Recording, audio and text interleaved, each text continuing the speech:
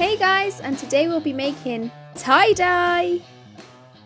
You will need a tie-dye kit which contains dyes, elastic bands and gloves. If it doesn't contain elastic bands and gloves, then you'll have to provide these for the children. You'll also need something made of cotton to dye, like a pencil case or a canvas bag, a tablecloth, paper towels, cling film, paper, a pen and some tape. Oh, and an apron. Before the lesson, you want to write a list of all the children's names in your class and just rip these pieces of paper so that each child has a piece of paper with their name on. During the lessons, they can bring it up to you with their project.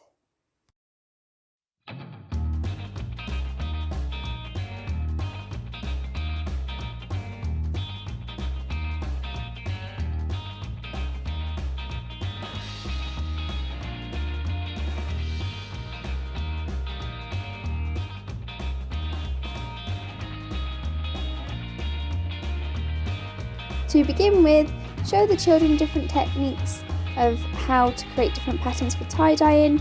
There is a leaflet that comes in the tie-dye pack that shows you how to do spirals, stripes, circles, bullseyes, different designs, and I'll show you how to do a few on here. This first design that I'm showing you here should create stripes. So you roll your piece of fabric into like a sausage shape, and then you put elastic bands down where you want the stripes to be. So I think I do 3 or 4 bands on here. You can either give the children wet or dry fabric to work with. I will show you both.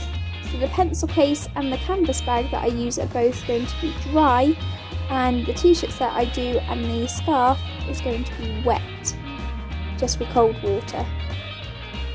On this canvas bag, I'm showing you how you can do a spiral effect. So you pinch the middle and twirl the fabric around your pinch, if that makes sense, and then just hold it into place with an elastic band. So that's what I'm going to do with my scarf a bit later on. However, I'm going to do a different design on my bag. So I'm going to show you how to do little pinch sections which look a bit like stars when they come out.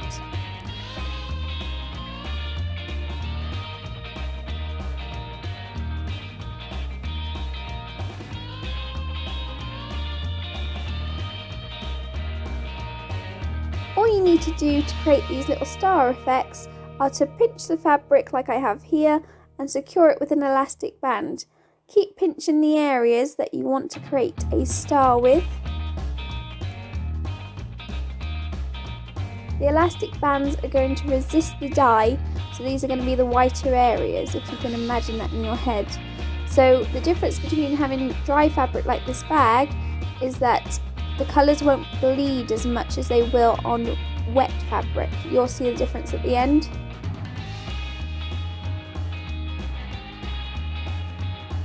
There are more patterns that you can do, but you can look these up online or in your little leaflet that you'll get with your tie-dye pack.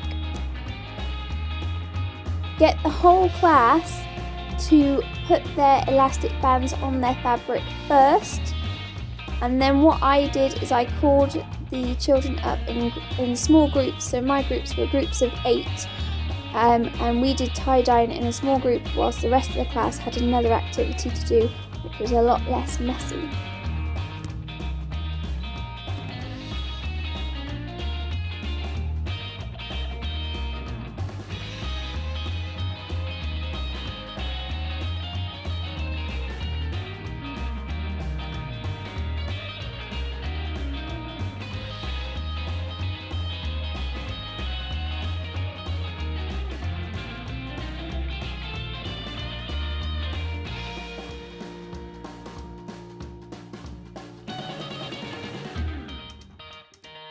When you are ready to start tie-dyeing, you can add your water to your bottles of dye.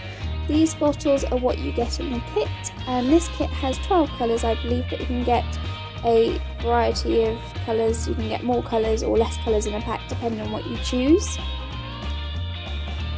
The dye only stays concentrated for 45 minutes, so you really need to work fast and give the children a time limit of how long they have to put the dye on. After 45 minutes, the colours start to weaken. So if you want more of a washed out look, that's okay. But if you want really bold colours, then you really need to get it done in those 45 minutes. There is a way to overcome this. You can split the dye down into smaller bottles. So half the dye, use half the size of the bottle and fill that with water. This means you can use the first bottle in the first 45 minutes, and then after that you can add the water to the second bottle, and then that'll last 45 minutes after, if that makes sense. Shake your bottles to make sure that your dye is mixed with the water, and then you're ready to start. Some packs may be different to this, so just make sure you follow the instructions on the pack, but this is what mine said to do. Make sure you wear gloves before you put the dye on, and wear an apron to protect your clothes. Get your fabric. So in my case, I'm starting with my pencil case, which is what I did with the children at school. They each had a pencil case, and I'm going to use the colours green and brown. I was thinking of like army colours. If you look on here, the dye actually is resisted by the fabric, and that's because the fabric is dry and quite starchy. I have washed and dried these pencil cases before this, because you're meant to wash your fabric to make sure that starch is gone, but mine is still slightly starchy, not sure why, but it has worked before. I've used these pencil cases with the children, so I'm happy to carry on with this. So I just squirt the dye on, and then if it is being resisted, I just rub it into the fabric, and you just go, and you need to go in the creases as well, otherwise these will stay white. Cover the fabric with as much dye as you need. Keep an eye on how much dye the children are using, just make sure they don't waste the dye.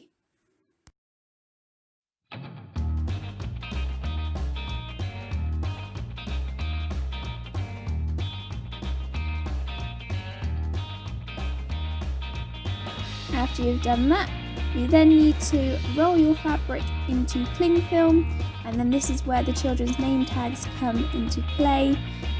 Roll up their fabric in the cling film and then stick on with tape their names so you know whose is whose. These are going to be left for at least 6 hours. I left mine overnight just to make sure that the colour was intense. If you are working in groups like I did, then you'll want to make sure that you clean the tablecloth, make sure it's a wipeable tablecloth in between each use, because you don't want the next piece of fabric picking up the previous dye. These tops that you see me do next, so the whiter fabric, they are wet. I washed these in cold water just before I started dyeing, and the colour just bleeds and blends a bit better on these, but it's up to you if you want to do it wet or dry. It works well both ways. Try not to use too many colours, otherwise they become a really muddy, dirty colour. So you can either do one solid colour all over and it will have white bits where the dye has been resisted. You could do a couple of colours, I'd say up to about 5 colours. The bigger the project, the more colours you can use.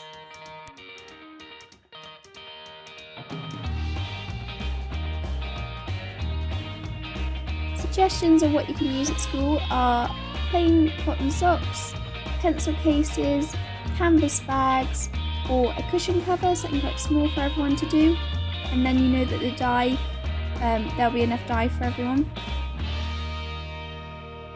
This box lasted 24 children, each doing a pencil case in the class that I did. So if you are doing a slightly bigger project or have more children, then I'd suggest buying 2 tie-dye boxes.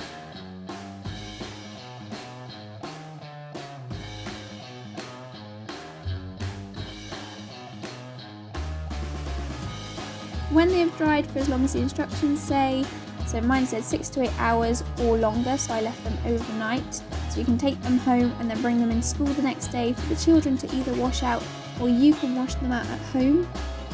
You can wear gloves at this point. You don't really need to as much as before, but it does still stain your hands a little bit, so it's up to you if you want to wear gloves. Just take the cling film off and then cut off the rubber bands, being careful not to cut the fabric, and then wash them under cold water until the water runs clear.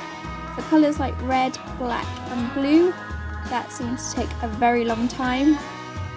Brighter colours don't seem to be as bad, like yellow, orange and pink.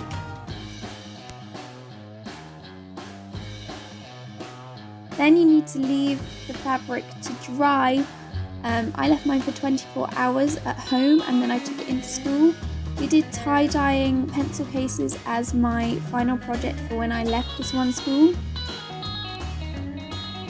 So I put a personalised message for the children inside the pencil case. So they were really happy with that. But otherwise, if I did it again, I'd probably get them to rinse out at school and then leave them to dry on the sides at school.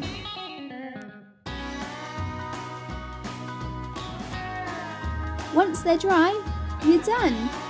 Just one tip, when you wash anything that's just been tie-dyed, for the first few washes, wash it separately to your other clothes in case colours run. I hope you enjoyed that. If you did enjoy it, click the subscribe button for more kids art lessons on a Monday and more arts related stuff on a Thursday. See you next week for more Out with Miss Burford.